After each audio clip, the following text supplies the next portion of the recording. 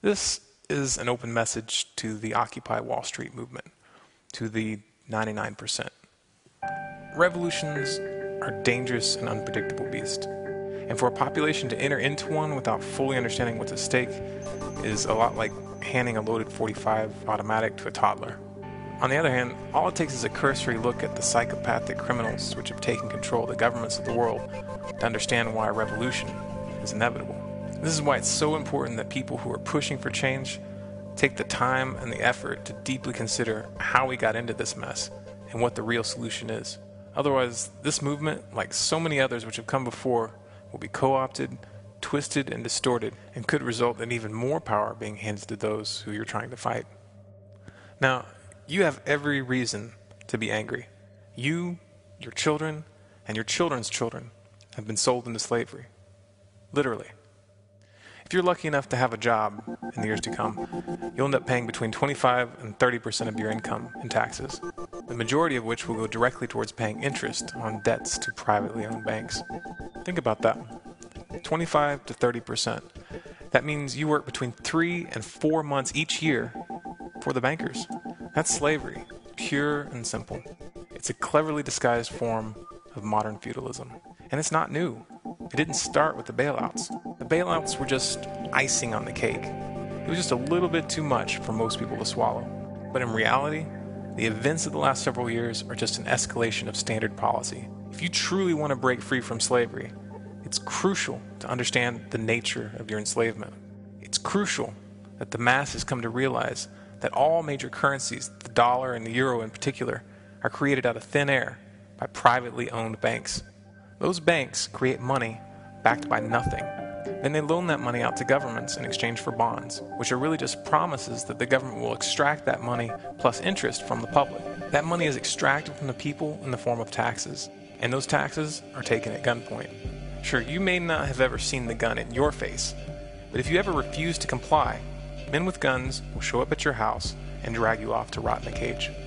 Perhaps some people don't want to look at this reality. It's not a flattering image. You don't want to think of yourself as a slave to the 1%, to the private bankers which hold the reins of power. But positive thinking is not going to change things for the better. People who want to fight for real change must take the time to research the true nature of money. Only with that understanding will we be in a position to push for meaningful reforms. The solution is not equitable taxation. Calling for equitable taxation is like calling for equitable slavery. And if you waste your energy trying to establish an equal level of tax slavery for everyone, then you're going to miss the opportunity to end the enslavement itself. It is utterly immoral to use violence or the threat of violence to take the property or the labor of another person. But perhaps you've been taught otherwise. Perhaps you've been taught that it's okay for the state to use violence to steal from the public. Perhaps you believe that such violence is okay if it's being done for a quote-unquote good cause. I hate to break the bad news, but the ends do not justify the means. And if you're honest with yourself, you'll have to admit that the ends don't ever seem to quite materialize as promised, do they? In the end, you're given a few half-assed services and social programs, but the vast majority of your money goes straight into the pockets of the bankers and the war profiteers. And it always will, if you keep turning to government thugs to enforce your good intentions.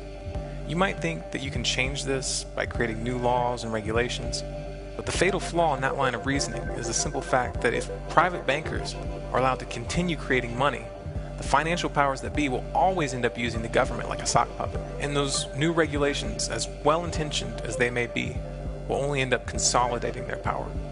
Right now, there are those in positions of influence which are attempting to redirect and co-opt the Occupy Wall Street movement. A good example of this is the Vatican, which this past week took it upon themselves to propose the establishment of a new global central bank as a solution to these problems. This is the kind of ridiculous proposition that you're going to find being injected into the debate. Those who are in power will do almost anything to stay in power. And the easiest way to do that is to influence the direction of the movement and the solutions which are demanded. Those who created the problem, the real powers that be, don't mind when you react, just as long as they are able to direct that reaction towards artificial solutions which funnel more power into their hands. Problem, reaction, solution. The Hegelian dialectic. It's the oldest trick in the book. Don't fall for it.